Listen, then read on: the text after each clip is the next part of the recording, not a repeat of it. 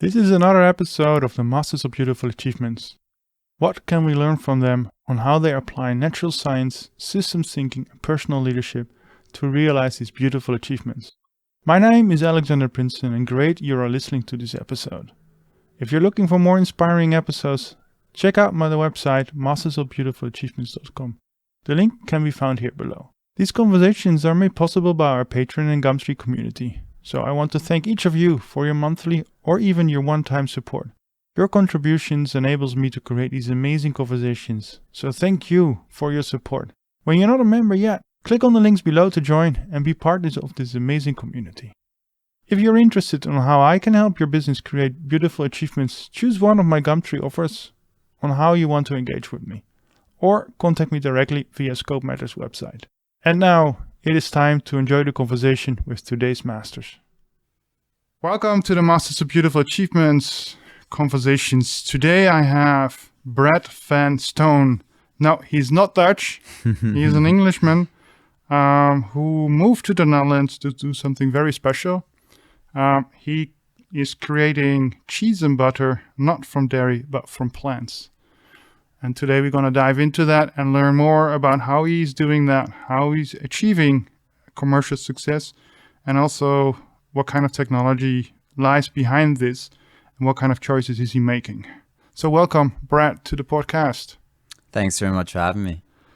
For setting the stage for who is Brad and where does Brad come from, could you share us a little bit what the past made you move in creating Willicroft? Willicroft. Exactly. Later on, I want to ask what that what actually means. I'll tell you now because it is part of the answer to the question. So I'm from the UK, as you say. So I grew up in and around Brighton.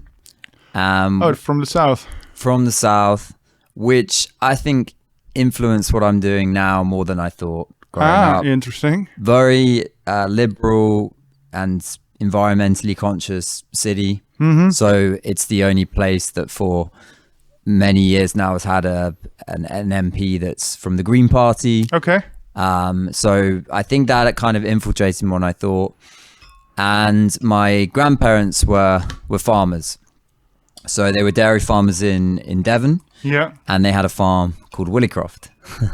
and Devon is around there too? Yeah, so Devon is basically in the foot of the UK, the southwest, the bit that juts out. And yeah, I before starting Willicroft, I was building and supporting other founders with a number of different startups. So mainly sort of growth related roles. Yeah. But none of that was in food. So it was definitely a big transition into this space, real kind of new space for me. But I think there were quite a few things that I picked up that have really helped me today. So I was becoming increasingly frustrated with my own personal impact on the planet in the build up to Willicroft. I also studied politics at university, so I think I've always been a little bit activistic, a little bit political, I guess. Or more. You understood the surrounding or the... Yeah, I think some of the kind of underpinning policies and I've got frustrated with a number of issues. And then I've always been very entrepreneurial as well. So I guess in hindsight... So when did you start your first company? When you were 16 or something? Well, I used to go to the grocery store, buy a pack of 12 cans of Coke or something, and then sell them for double the amount as a single can. So, there was a lot of little mini projects throughout my childhood. You already knew how to hustle. Definitely, I think hustle's a good word. Yeah. Oh, cool. Swindle's too far. Hustle's a good word. Yeah. And how did you end up in the Netherlands? I mean. Right. How does a Brit come to Amsterdam? Via old Amsterdam, via New York. I was living over there for a couple of years. I took a media company over to the States with some colleagues, and we built that there for a couple of years. Oh, really? And then my partner. And you were like the founder. No, I wasn't the founder. I was head of growth. Okay. So I was one of the people in charge of setting it up in the US, but not in charge of running the business. Okay. So that was awesome experience. But after 2 years of being in New York, I was kind of ready for a new experience. And my partner, she got a job in Amsterdam, and it's a long way from home, New York. So I was ready to come back to this part of the world, but not so much to the UK. So Amsterdam was the perfect in between. And then I actually had, for the first time in my career, a real refresh where I had the chance to do anything, really. And I didn't start Willicroft there and then, but I really started to think for the first time, okay, where do I really want my career to go? But who challenged you in doing that? Myself, actually. Okay. Yeah, purely myself. How old were you then? I was then 26. Okay. Yeah. And being in New York is also prolongs your age. Big time. Yeah, and you don't have the chance to think about anything when you're in New York. You're just in some rapids, and you can only swim one way, and that's the way the rapids are going. And you either sink or swim, but there's no time to read. There's no time to think about existential questions or anything. It's so, yeah, that's why when I got to Amsterdam, it was the middle of winter. We didn't know anyone. It was perfect to really kind of think, okay, what do I really want to get done over the next 2 years? That was 2018. That was actually back in 2016. Okay. Right at the end of 2016. Yeah. So been here for just over 7 years, and Trump had just been elected. We just had Brexit, and the world was veering off in a different direction. Yeah. And how did you move then? What triggered you to move back to dairy? To start in Willicroft. Yeah, I mean, dairy and Willicroft, of course, very related. Yeah, so essentially I was becoming increasingly aware of my own personal impact on the environment. Of course, one of the first things that you question then is your diet, because of its consequence. Okay, what did you... I started reading a few books about the impacts that meat and dairy was having on the planet, and they were really tough reads, because my grandparents' farm was what I think most people think of here in the Netherlands when they think of a beautiful sort of farm. They were essentially doing regenerative farming before it was a sort of a methodology. It was a beautiful farm. Most of the cows were fed from grass grown on it.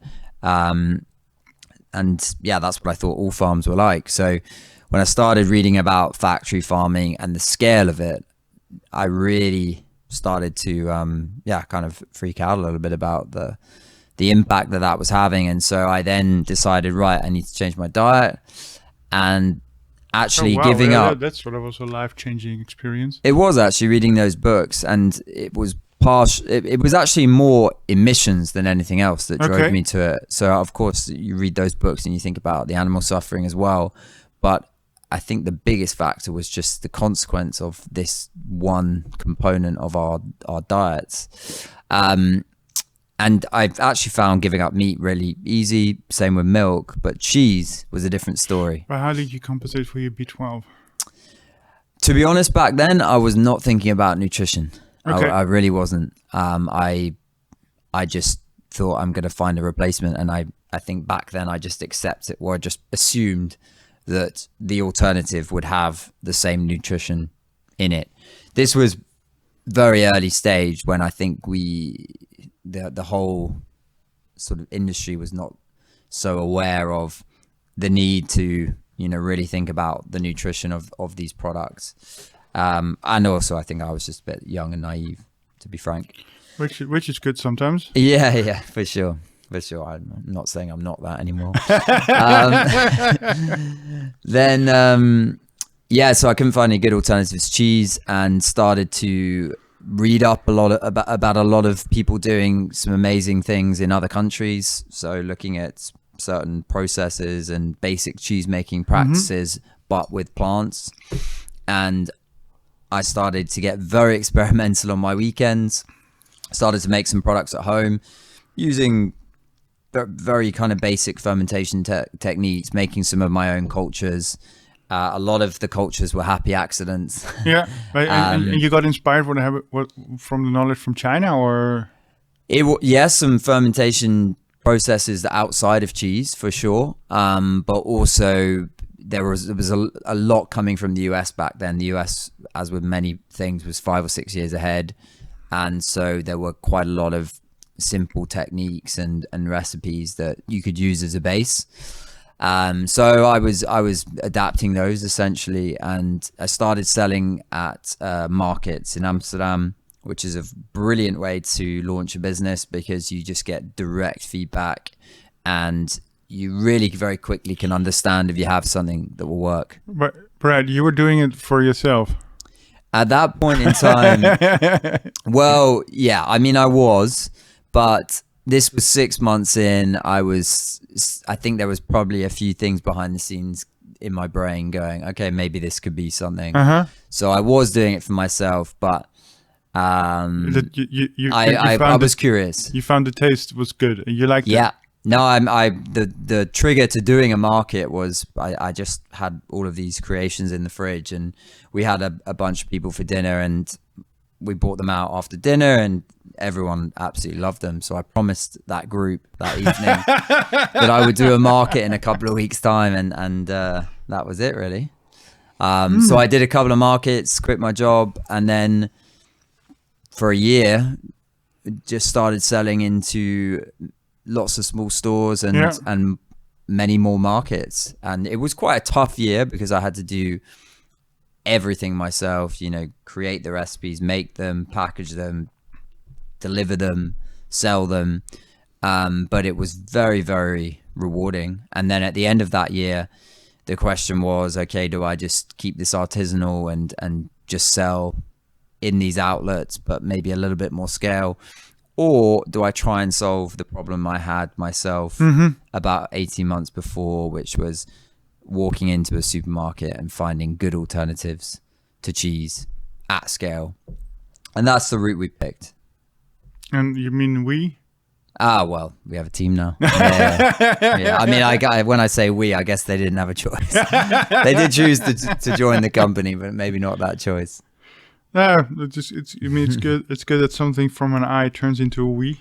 I try not to say I too much when I'm talking about Willicroft, but I guess this part of the story is it's more you. It's hard to put it otherwise. Yeah, but it comes from somewhere. So ideas come from somewhere. You need to prototype it, and once it becomes mature, how?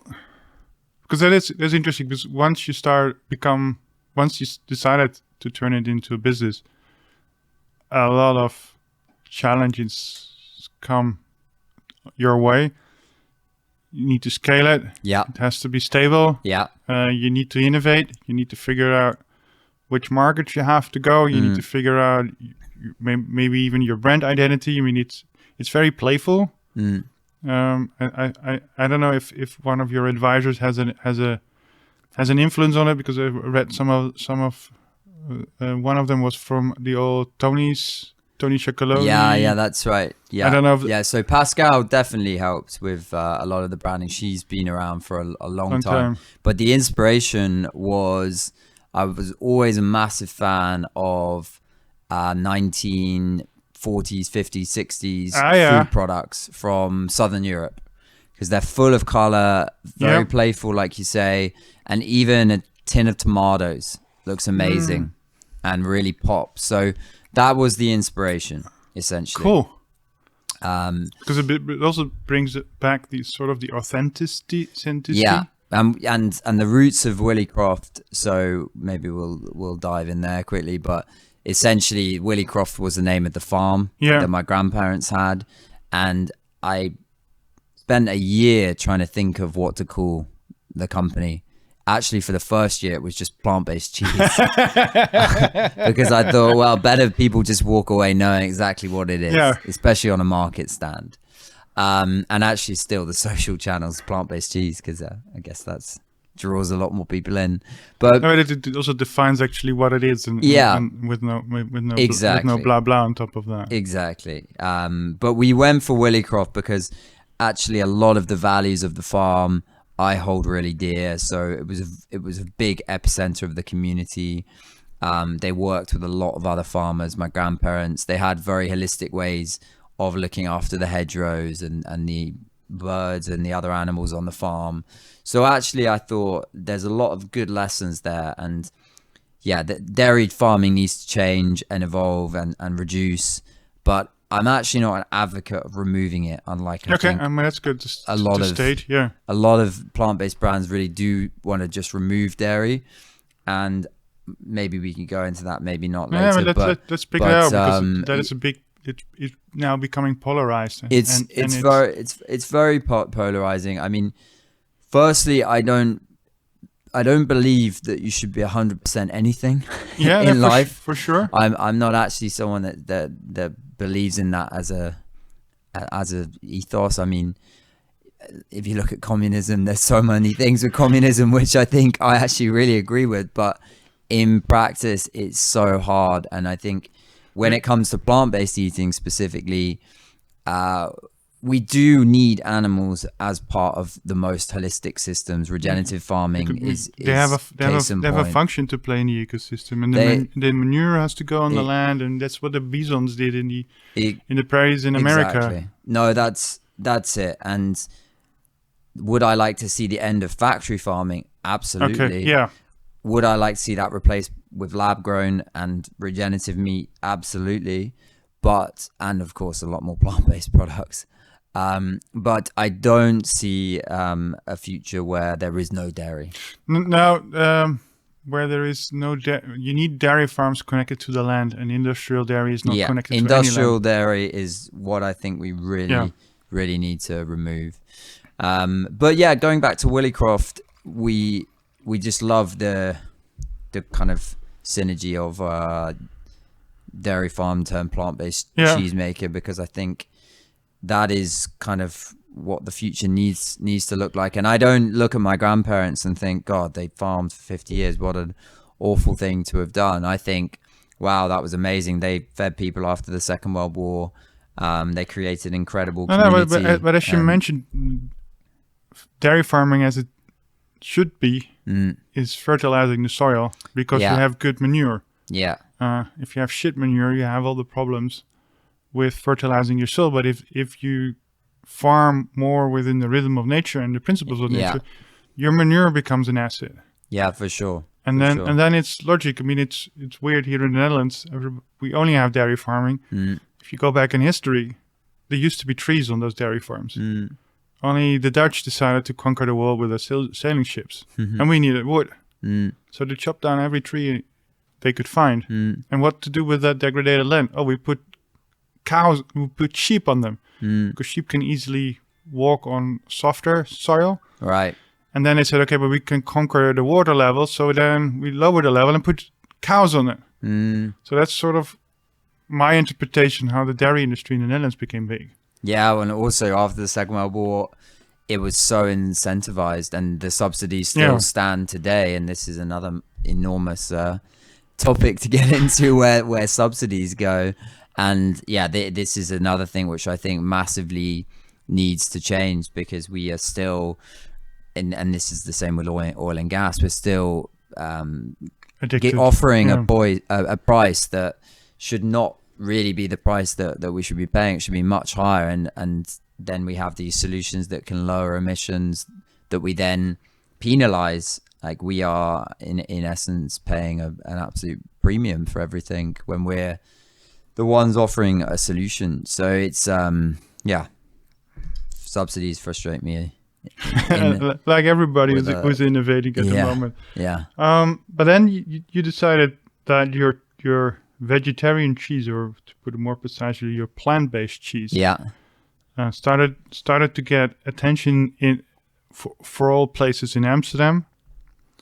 Um, and yet fermentation is at the core of what you do, which makes me curious because you only have an office like only on the website was like 8-10 people, and yet you distribute already so much. So that means that there are somewhere you're outsourcing it. Yeah. Well, And how has that changed your way of looking at the company and the way you're now operating? yeah. Well, firstly, fermentation is coming back into what we do. Yeah. So the original better, our plant-based butter, that is a fully fermented product. But in terms of the cheese line, we actually opted to remove fermentation because of challenges of production. Okay. So we chose co-packers for our products. You essentially have a few different routes available to you when you start a food business. You can produce it yourself, which has its benefits because you control the process and you can make a margin on your production, or you outsource, and outsource allows you to have scale. It passes on a bit of the risk to someone else. And it's a totally different world. So it's also not necessarily a bad thing to have that specialism there. So we went for the latter route. Speed and scale were our kind of desires there. And I think the food space was already new to me. So to take on a production site as well would have, I think, been too much. Yeah. And things grow and change so quickly in a space like this that you might buy a machine that is already out of usage in 6 months because it's too big or small. So we opted for co-packers, and that's why you're insourcing basically the knowledge. Yeah. So what we do as a team is we create the initial formulations. So we do all of the R&D. Go back to your own kitchen. Yes, thankfully it's not my kitchen anymore. Otherwise my partner would probably have split up with me. Yeah, so we formulate all of the recipes and processes. We actually are quite hands-on in the scale up. Okay.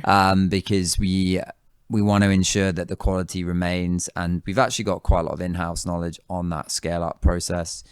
And then once the first few batches have been produced, then the producer really fully takes over, and they are in charge entirely of production. We do play a role in sourcing. Yeah.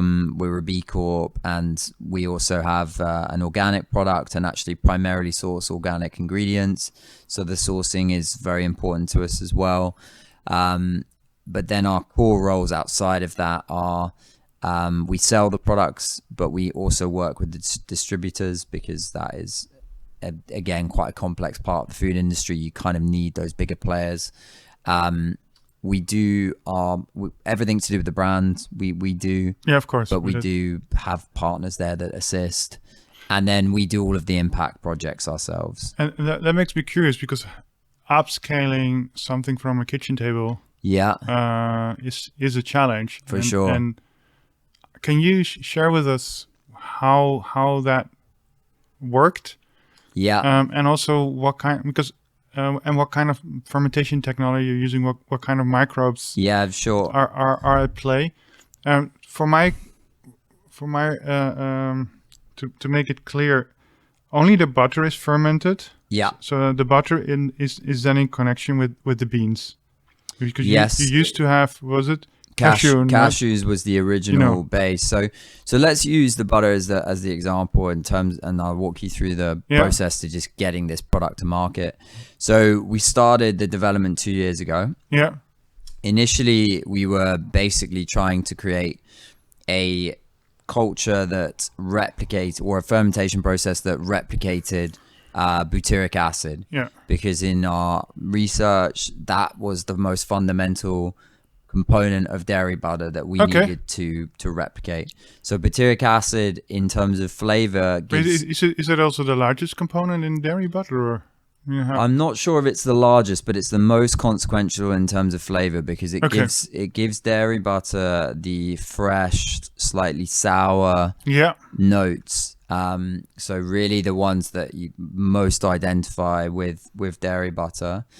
So we based that was the brief initially, was to replicate that. We have a 2-part fermentation process.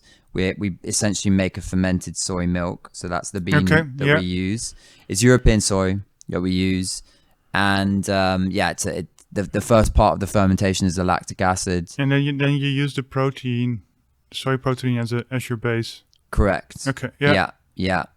And we were able to get an initial formulation that we were happy with after about 9 months. Oh, which is relatively quick. Pretty good. And then the process moved on to scaling. Yeah. So we actually initially were trying to produce with a Dutch partner for obvious reasons to keep it here in the Netherlands. But the soy allergen was an issue for some facilities, which was a little bit strange because it's quite a common allergen. You mean for the workers or? Just for the facility. Okay. So because it is one of the main allergens that you have to declare soy. Okay. Yeah. It's not a dangerous allergen, but it is an allergen nonetheless. And this facility had no policy for soy, essentially. So it meant that they couldn't work with soy as an ingredient. Yeah. We could have, of course, used a different bean or pulse at that point, but we were so happy with the end result that we didn't want to move away. So we then found a facility in Denmark that could use it.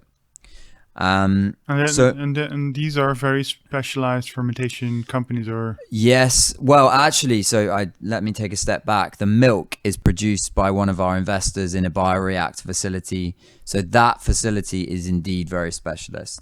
But the milk is then shipped to the producer. Yeah. And they are specialized in the sense that they exclusively produce margarine and butter. Yeah. So that the machinery is totally formatted to that. But actually, the specialism and the real protectable parts of the process and recipe, it's all in the milk. So if you're in the butter and margarine sphere, the fat composition of a butter or a margarine actually is fairly simplistic. You can reverse engineer that part of the recipe relatively easily. The fermented milk is where our kind of core technology lies. So it's essentially a precise fermentation process. Because I mean, what I understand from fermentation is that you add flavor and it creates very interesting extra additional components. If you use the right your mother culture of lactic acid, yeast, and maybe some other bacteria, and it's all these acids that. I mean, that's what I know from sourdough bread. Yeah. Every sourdough bread has a different taste.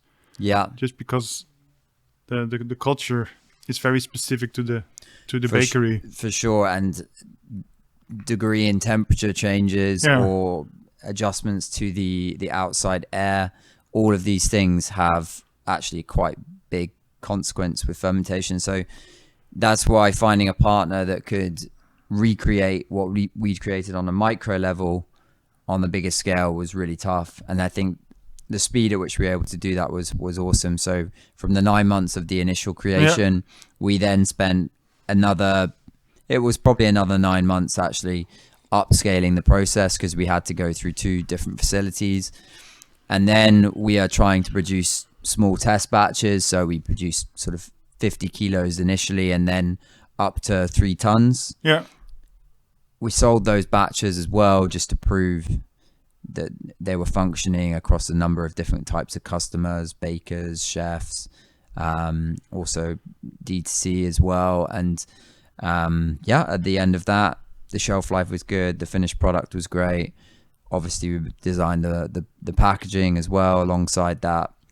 Yeah, because I understood that when you use the protein from beans or peas, it actually has good solvability, emulsifying, and gelling properties. That's correct. Which I never would have thought that peas and beans would actually have that. I mean, it reminded me very similar of seaweed, which actually has the same characteristics when you look at algar and the other components. They're brilliant bases for many different types of alternative meat and dairy, beans and pulses. Not all hold that that level, but they have a lot of protein in them. You do have to build up the fat with other components, but there can be some amino acids in there as well, so they're very interesting. And the fats are like sunflower oil or palm oil, or so we use shea as our main fat source. Which is a brilliant base. It's nutritionally a lot more compelling. It's got a lot more healthy fats than saturated fats, because the vegetable oils, they tend to be quite high in saturated fat. And the most interesting part of shea is it has a higher melting temperature. So why is that relevant? Well, we wanted to not create a margarine, but a real butter. And so, you have to explain that to me. So basically, margarine, because it uses usually either coconut or palm oil as the base, those oils, they dissipate, so they separate when you cook with them. So the coconut oil in the recipe will kind of become coconut oil. It separates quite easily, and then it has a much lower melting temperature. Okay. So if you're trying to create something that can not only be a spread but can also be cooked with and baked with, which is what butter is to me, it's multifaceted. You need a higher melting temperature, and you need it to hold its consistency. Yeah. And we've launched the product now for six weeks or so, actually. Live really on the market. It's in 5 Michelin star restaurants and all of those that's amazing places when I read it on the it's really exciting, and all of these places are cooking with it. So these are some of the top chefs in the Netherlands and Germany, and if it's good enough for them to cook with, then I think it's good enough for most of us. It's probably too good. It never can be too good if chefs if you can get the quality of the chefs to the market, I think you're providing the right stuff. I mean, what you most of the time see is when you go to consumers market, the companies take things out, in order to drive the cost down. And then you have the question, actually, what is left of the product? Oh yeah, big time. I mean, that's the exciting thing still about the sort of HoReCa B2B space, is there is still a real focus on quality and performance, and actually also impact as well.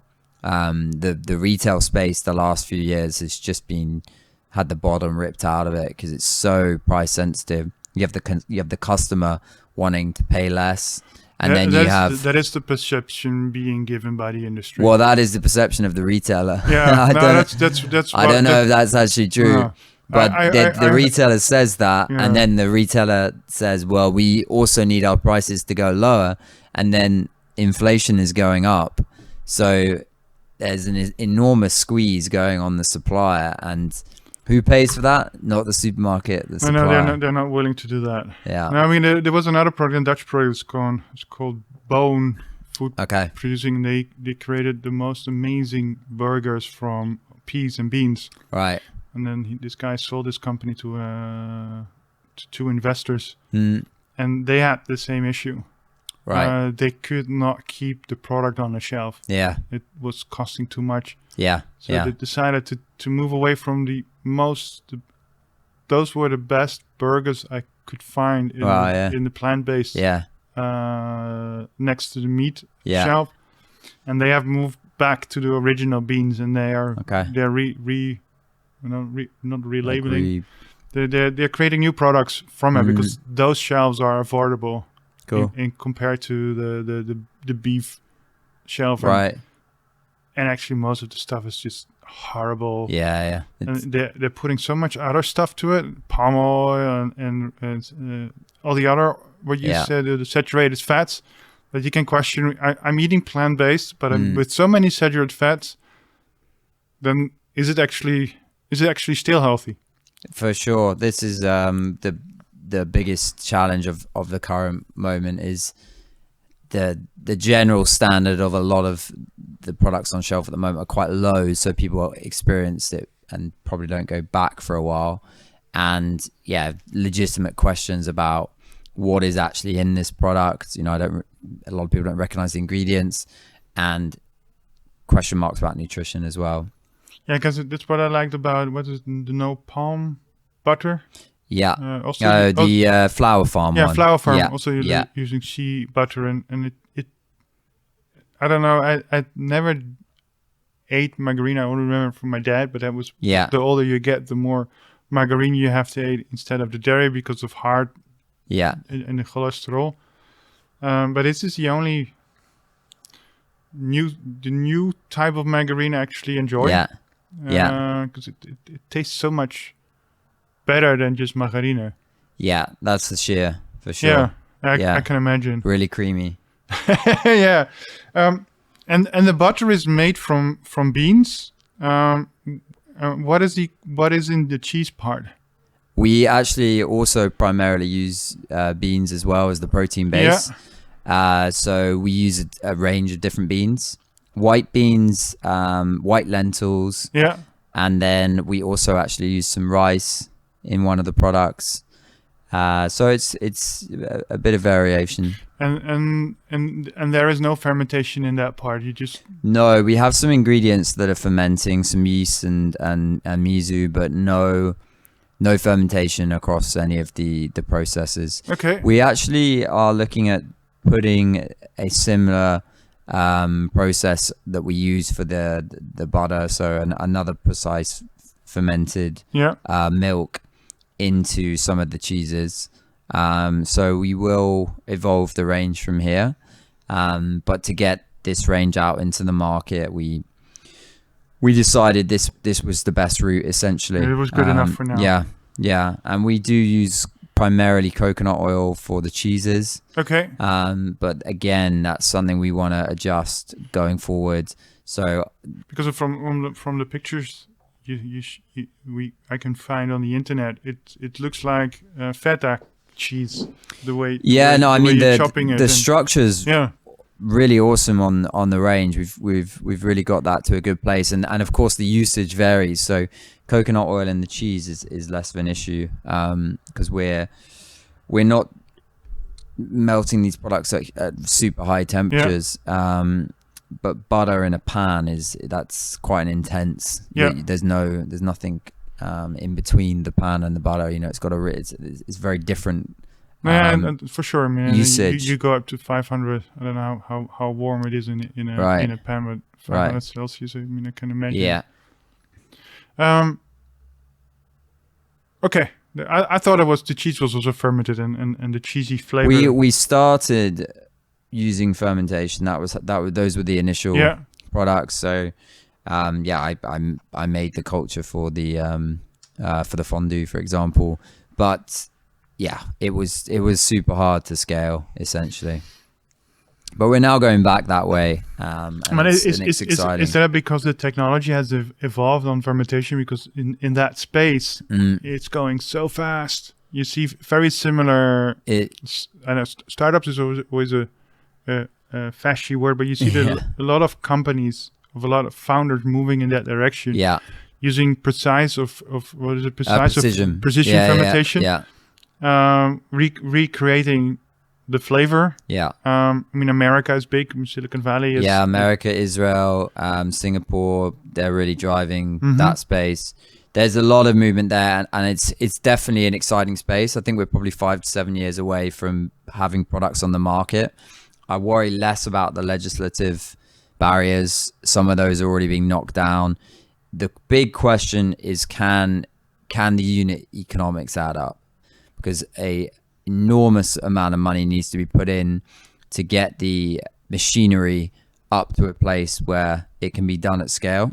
Which is the biggest challenge. That's the biggest, because it's not there. Exactly. They haven't actually created the machines yet which can do this at scale. That's not necessarily a kind of deal breaker, because this is often the case with a new industry. There's enough knowledge there that they know within a period of time they'll get there. But still, there are question marks over price, and we don't know yet what part of the market it will make up. There's still question marks with consumers about anything that is lab grown and GMO oriented. I personally would eat it.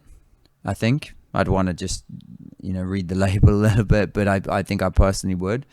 But there's a lot of people who are still uncertain. But however, in the fermentation space, I mean, GMO is sort of normal because you modify your strains to do something. I mean, E. coli is one of those. It's bacteria that is easily to be manipulated.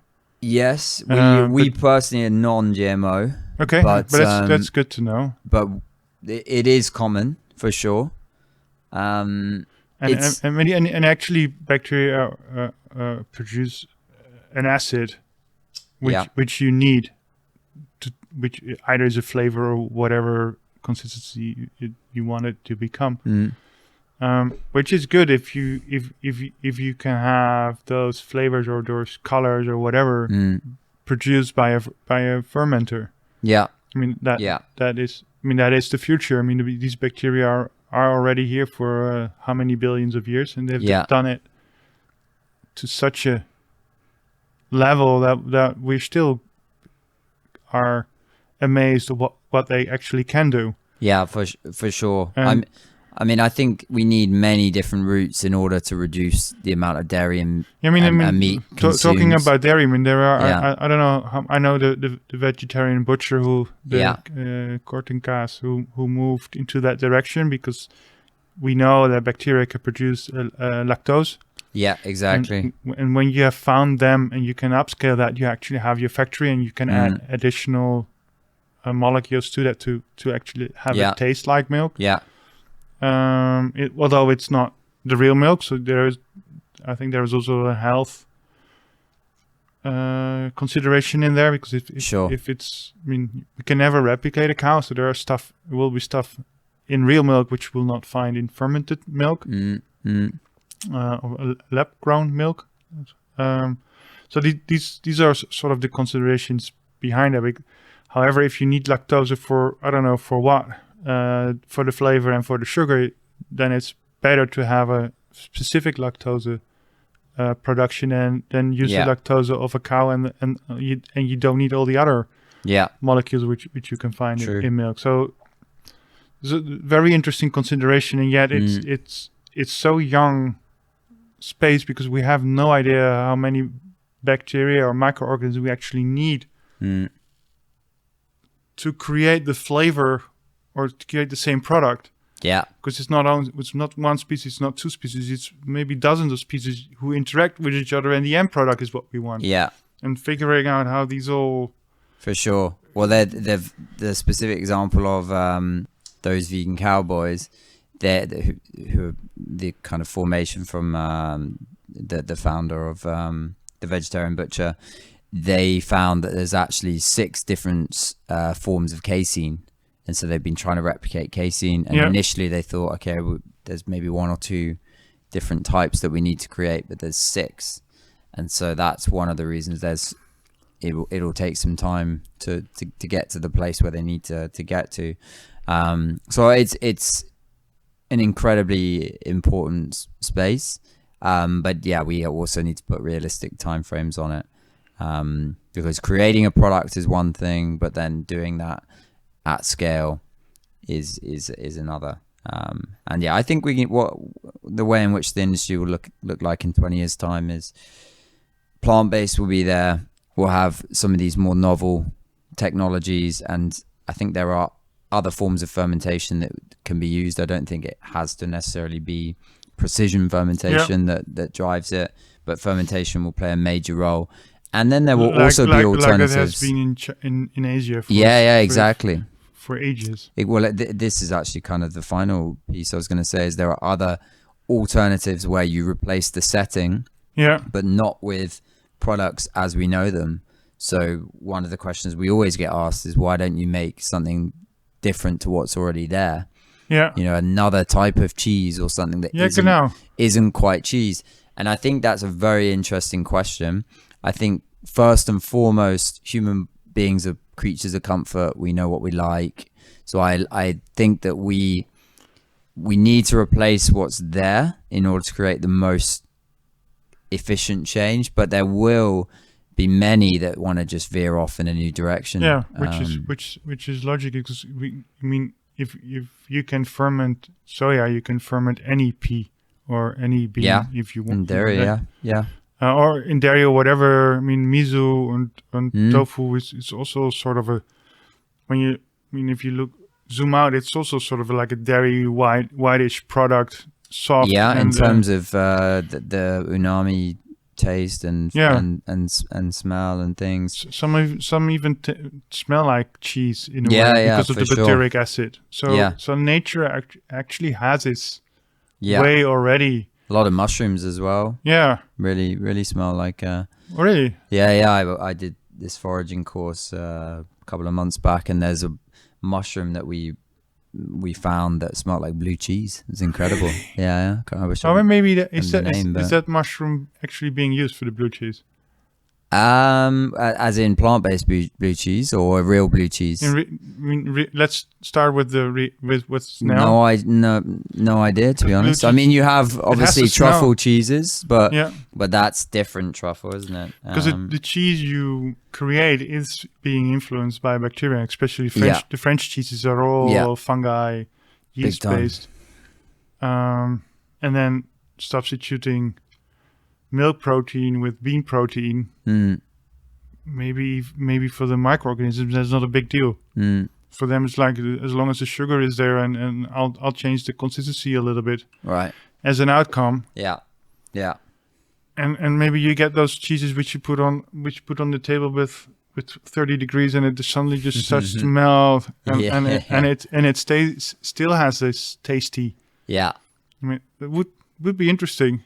Maybe you could commission an artist to work on that. Yeah, well, once we've got a real stable base, I'd love to explore projects like that for sure. Where stable base? You mean you're still? Once we've broken even, basically. Okay. Yeah, which should be beginning of next year. After 6 years. Yeah, roughly. So it will be 6 years. And when did the investors stopped by and jumped in? End of 2019. That's very last 5 years. So it would have been, by then it would have really been 4 years if it's early 2024. But yeah. And why do these investors choose Willicroft? Are they choosing Brad and Margot? Because I think she's also the co-founder. Yeah, exactly. I think it's a combination. I think the opportunity in the space is very... just a crazy guy and let's do that. Yeah. Oh, it definitely doesn't go quickly, the process. I'll tell you that for free. No, I mean, I think it's a combination of factors. There's a lot of opportunity there. That's clear for everyone to see. I think specifically with Willicroft, the story has always resonated. Mm-hmm. The transition from dairy to plant-based. You mentioned the brand earlier. That's also always resonated.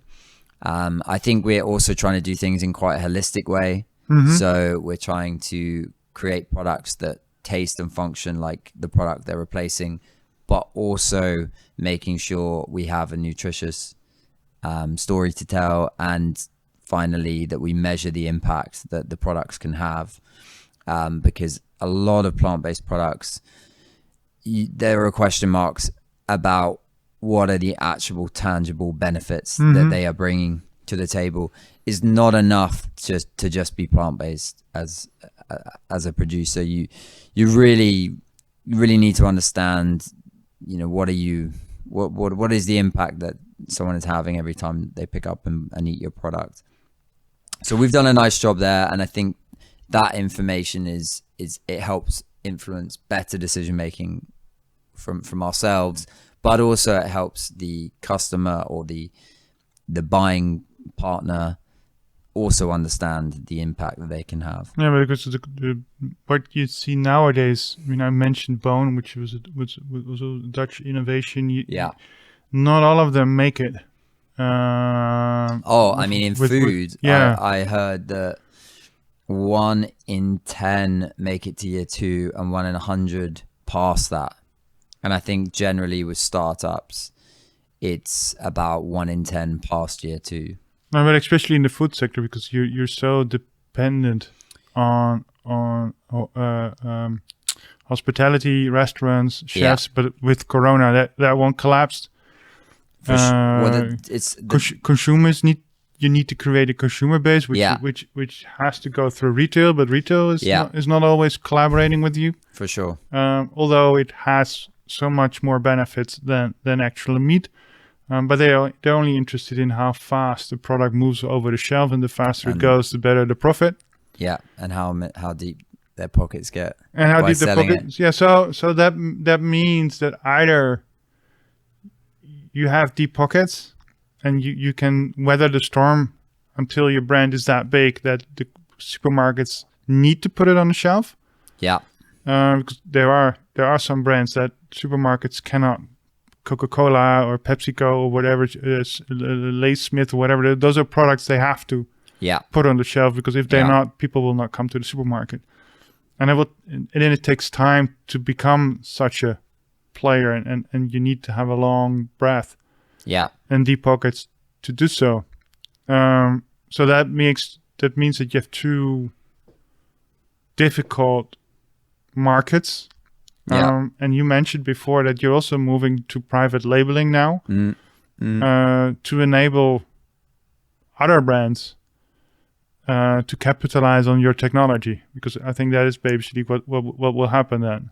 Yeah, I guess the space is really moving in that direction. So beginning of Corona, before Corona, there was a massive move of new brands coming in, and supermarkets didn't feel like they could produce the products fast enough themselves, or that they had the innovation. And then since COVID, HoReCa has really picked up again, and that space is actually moving much faster than retail. And actually a lot of the time they want to work with new innovative products, because they understand that there's a lot more quality and evolution there. But also the novelty, which I mean, these are all curious chefs. Yeah, exactly. They want to work with new things, the best things. Then price is less sensitive there, but retail has become unbelievably price sensitive, and with that, there's been a real disregard for quality and brands, and I think the demands on and the food transition in itself it's slowed down a bit, and I think this is partially because of the focus on price. If we had a system where meat and dairy weren't subsidized, then already plant-based products would be lower than meat and dairy by and large, but they could be lower than meat and dairy with much better quality ingredients and nutrition.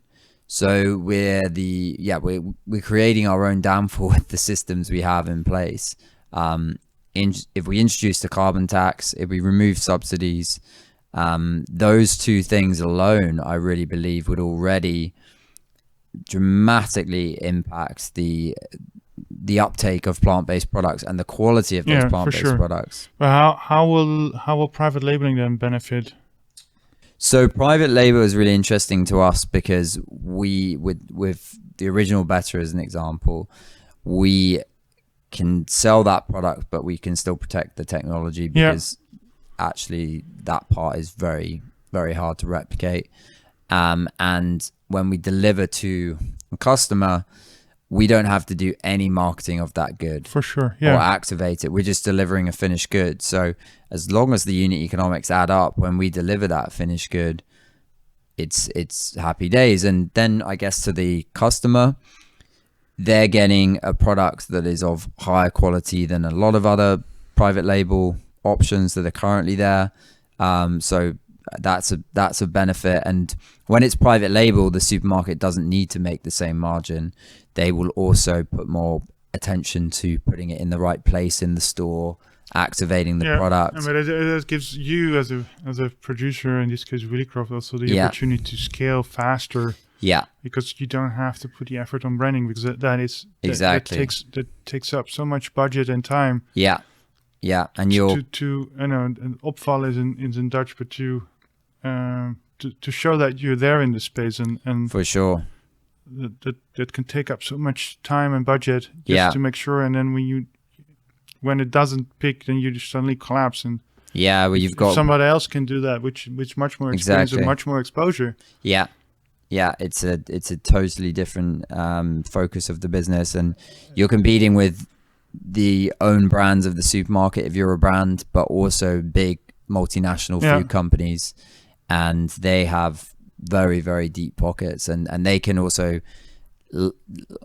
stand the test of time. They can last you out. Yeah, they can buy the shelf exactly space. But I mean that is interesting, because if you go private labeling, means you can scale. Yeah, it's good for your investors. They become much happier. But that also means, from your impact and your vision, is that complementary to that? Because you mentioned Willicroft has its values from the agricultural, let's say from the ancient agricultural practice. And I'm saying that dualistic because fermentation is also ancient. But you're putting the cultures from the land into the lab. Yeah. So my question is, how do you merge those two, and what does that mean for the mission statement of Willicroft? And I also want then move to your new idea of putting Mother Nature at the center, and what implications that will have for the business. Well, we have to change the name that all of this feeds under, but everything that we're working on from a kind of moral, environmental, social standpoint doesn't change. So it allows us to create more impact, really, because the product that we're selling under private label is the same in terms of suppliers. It's just not under the Willicroft brand. So actually nothing really changes there. But will you still keep the Willicroft brand as a brand brand activist? For sure. I mean, there's still a lot we can do. We haven't switched off our sort of branded channels. We just see a lot more growth with private label. So it might be that over time Willicroft becomes better known as more of a sort of B2B player, and so better known in that world than it is direct to the consumer. And I think the most important thing is that the products that we produce are produced in the most low impact and social and conscious way, and the brand that is put under is one of the less important parts. It's more the focusing on creating a high quality, low impact product. And how do you ensure the nutrient density in your end product? Because I mean, fermentation needs to be fed.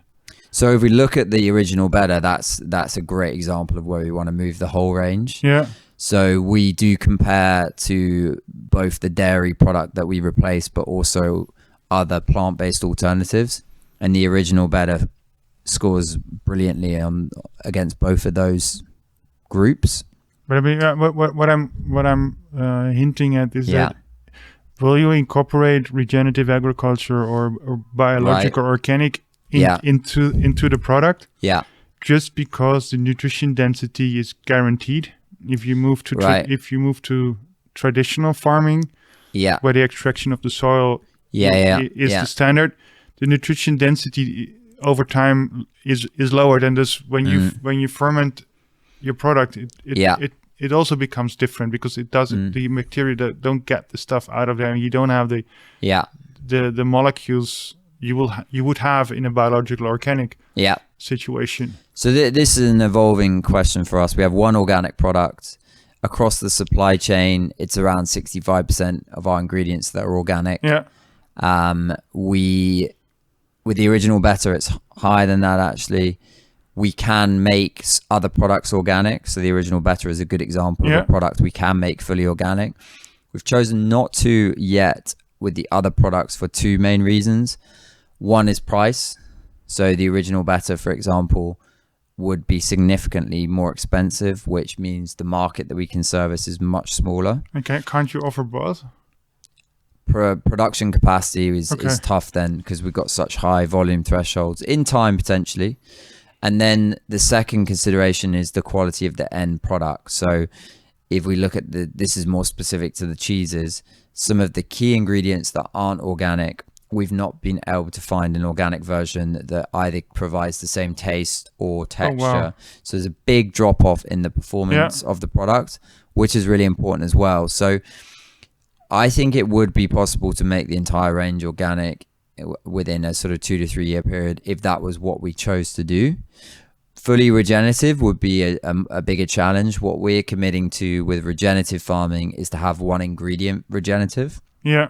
And that will be our white beans. So we're starting there because we are working with Dutch farmers to grow the white beans. So we're 2 years into what will now be a 4-year project before we can get all of our white beans from Dutch farmers. Because the reason why I'm asking that question, I also have a Dutch podcast called New Voer, which relates to the Dutch agricultural transition. Yeah. And what I'm learning from there is that a lot of farmers want to move. Yeah. Only they don't have the market. Yeah. So you can only, I mean, the European Union wants at least 30% of the agricultural land to be biological certified. Right. So the only way to move in that direction is when brand owners take their responsibility, says, yes, we're going to move organic. And then that means that, let's say 2 or 3 farmers can commit themselves for the rest of their careers. I don't know if a farmer is a career, but for the rest of their agricultural their livelihoods. Livelihoods to that brand, and then you can work with them to lower the price eventually because. Well, that's what we're doing with the white beans. Okay, yeah. And that will tell us how we can do that with other ingredients. So the next natural step would be the fats that we have, because the protein base and the fats are the most consequential. So those are the 2 ingredient bases that we want to explore changing. I think it's realistic to have a regenerative product. Having an entirely regenerative line is too early to say, because the reality is that across the world, there's only about 10 ingredients that are being regeneratively farmed at any kind of scale. Yeah. I definitely take your point and question that we have a role to play, but it is a more complex piece than us just solely changing it. In an ideal world, we would be fully organic or pushing fully to regenerative, but price, quality, time, capacity, I completely understand. Especially if you need to make finally a profit. Exactly, and you need to fill your innovation budget or your non-for-profit budget. Yeah, everyone is responsible, and unfortunately, not enough people in the chain are taking responsibility. And if we reworked the subsidies, so a great example for the current dairy and meat subsidies would be if a large proportion of that was moved towards organic, and then no industrial farmers were rewarded, and then that would mean there would be a shift from industrial becoming plant-based. But that's one of the triggers in the whole system. Yeah.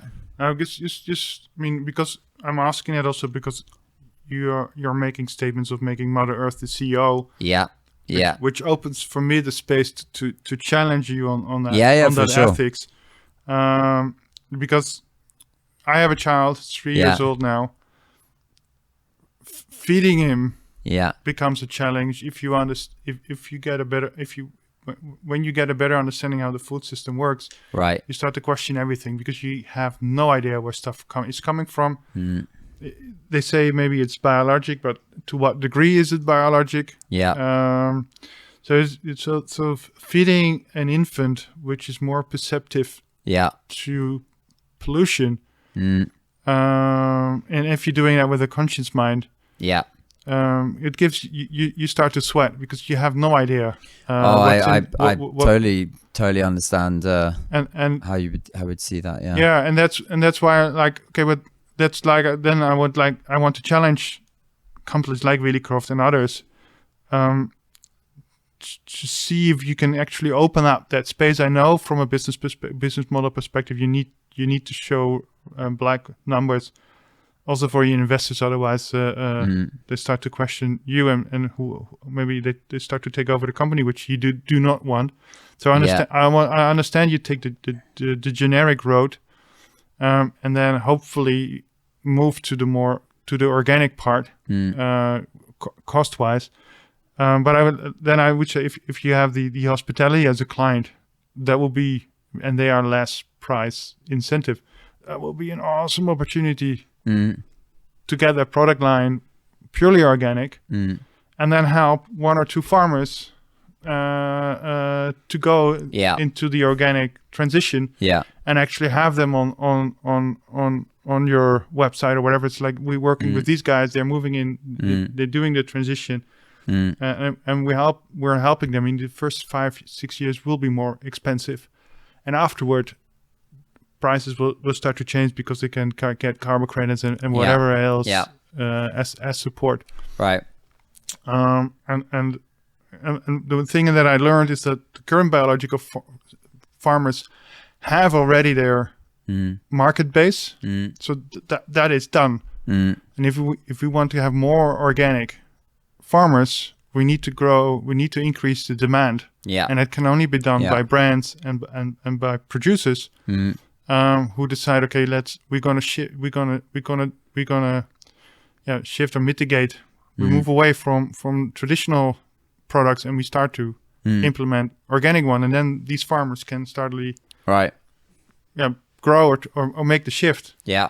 And that is a cost consideration. It's a business model consideration, and that all relates to livability. I mean, can you survive when you start doing that or not? Which is valid. I mean, to do good is costly.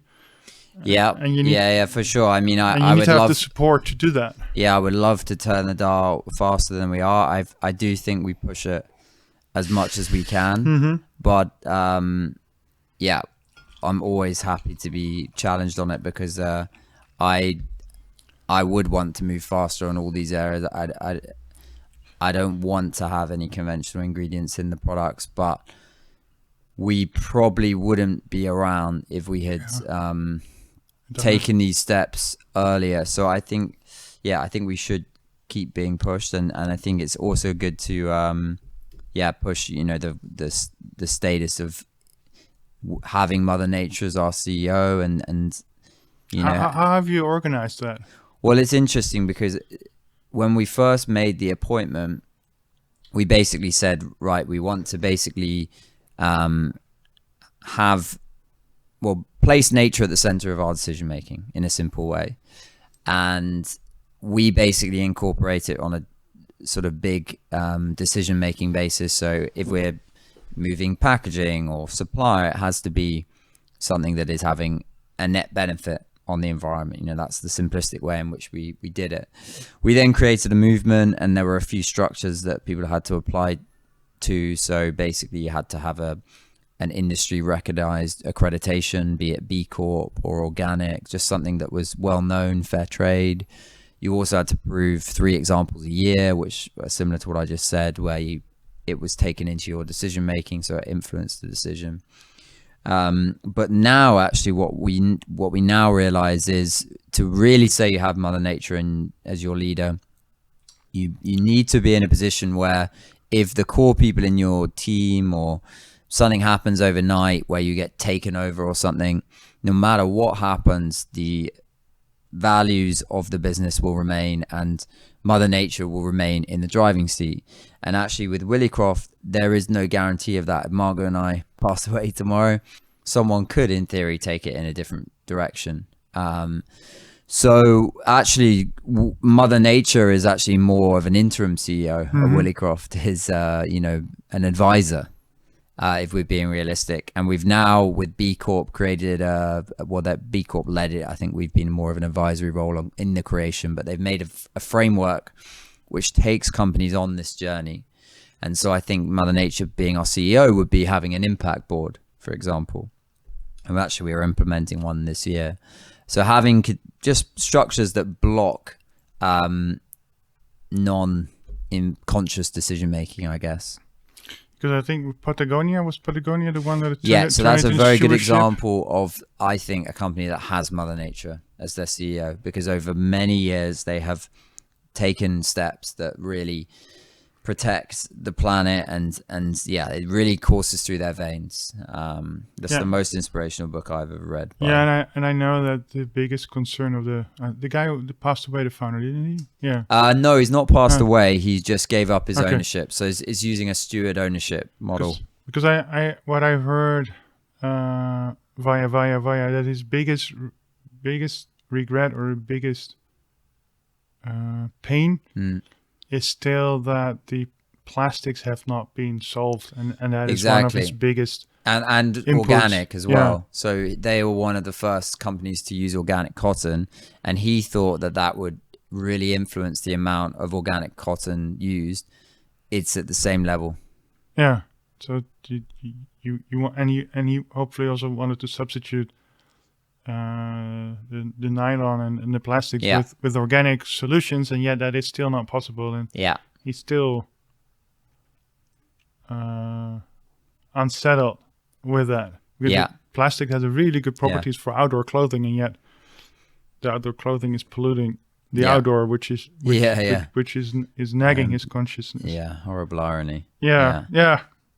In a way that, although his branding is good, and the story he's sharing on his journey, I think is noteworthy. Oh yeah, it's one of my great inspirations. Yeah, and you need these guides. Yeah. To keep you sane. Oh, big time. Yeah. Because I mean, it's also cool to see that a company of that scale can put the planet at such a centerpiece of their business, because it shows that that is achievable in other spaces. Because that also want for you, who are your inspiration, or who are your mentors? How do you keep sane, and how do you keep ensuring, or you and Margot, that Willicroft will not drown in the rat race? Yeah, well, I think we have different methods of coping with sanity. My personal method is a very good routine, and getting a number of things done for myself each day, so that I'm not just solely working. So I have a very strict routine which I do every morning, without fail. I think also journaling and just reflecting helps me a lot. And in terms of inspiration, I mean, we are quite blessed on that front. There are a lot of very inspiring people. I mean, Patagonia is definitely one of my favorite examples. I actually get a lot of inspiration from quite a lot of activistic projects as well. There's some amazing stuff happening in the corporate governance space, which is linked to Mother Nature. There's an organization called the Earth Floor Center who are doing really cool things, and they're actually changing the whole kind of conditions that a business in Europe has to function under. So basically every business in Europe just really at this point in time has to just report to shareholders, make money, etc. Especially the CSRD will have a huge impact now. Yeah, so now they have to have some level of values. You guys also, no, Willicroft has to report? We actually won't, because we are not of big enough size. It's really big companies they're targeting, indeed. But that has given me a lot of strength, and what also has given me a lot of strength at the moment is I'm reading all about Shackleton. And good lord, they were in a shit situation for a long period of time. Who was that? Shackleton, he was the first guy to traverse Antarctica, attempt one of the first to attempt it, and basically for 18 months they got stranded and somehow survived. And I just look at that situation and think, wow, things can be tough, but they're definitely not that tough. Yeah. Is there anything else you wanna drop as a final note for those who are listening?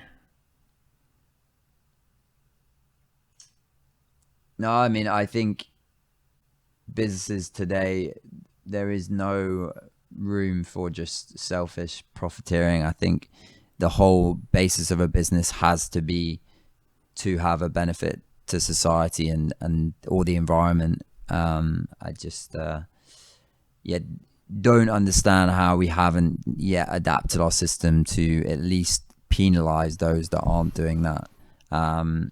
So I think it's a very exciting time because most of the solutions are there. It's just what do we choose? Do we choose to support the solutions or continue to invest in the problems? Yeah, I think focusing on the right things is going to lead us to where we need to get to. But will we do that? Time will tell.